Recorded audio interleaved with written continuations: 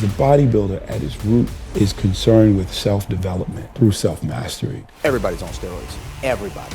Look at the guys in the Olympia stage, and they're hitting a pose, and then you're like... When it comes to talking about what choice should be made, is that unenhanced bodybuilding is the way to go. This is time right now for natural bodybuilding to grow, where everybody's seeing that health is the most important thing.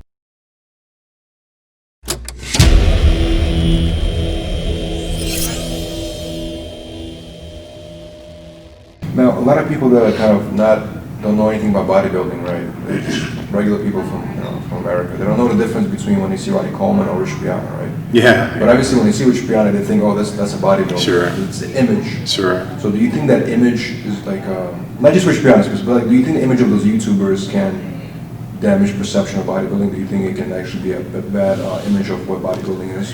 Yeah, I guess if they're, an understanding of what ignorance mean, I'm not calling someone stupid. That's offensive. But to saying they're ignorant, they're just lack of knowledge about something. So, yeah, if they're ignorant to understand or think that that's bodybuilding, yeah, then it is. But it that's on their own ignorance. I can't hold something good or bad based on your ability to understand.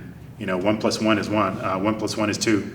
If you're ignorant and you believe it's 5, I can't take responsibility for that. That's something that you need to educate yourself about. But I think probably the broader question of what you're saying is you have guys who go on stage and they compete, or let's just say athletes, because it doesn't matter. It can be baseball, it can be football. These YouTubers, they still have greater followings, right? Mm-hmm. So you can be a pure athlete and go out and do your craft, but somebody can have more of a visual platform, and they're looked upon as being greater, or being able to do something greater. It's a distorted vision of that. But you know what I mean?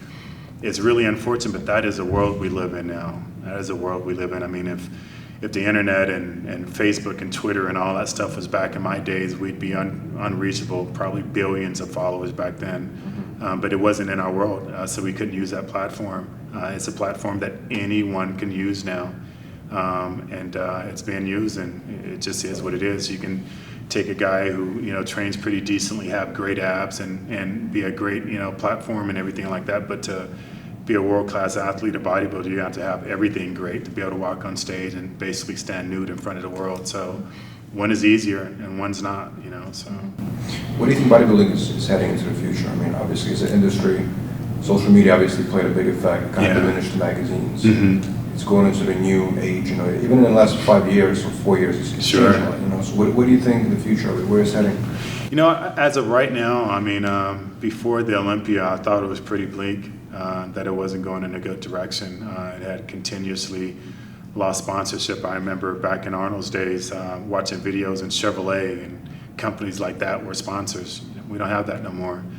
Even in my era, we were on ESPN. There were actually shows where we would be broadcast weekly on ESPN, American Sport Network with Louis Wick, which was featured on ESPN. We lost that.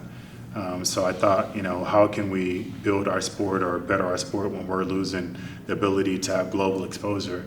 But now being at the Olympia and witnessing, Dwayne, The Rock coming and saying that it's going back on, national TV. I think now this is going to be a great boost for our sport, to give us a platform globally to get that recognition. So I think that's going to, super exceed a lot of the YouTubers, because more people will watch TV than they do sit on a computer as of right now. So I think that's pushing our sport back in a positive way, given the accolade and that is deserved. But you can't grow something if you don't water your grass.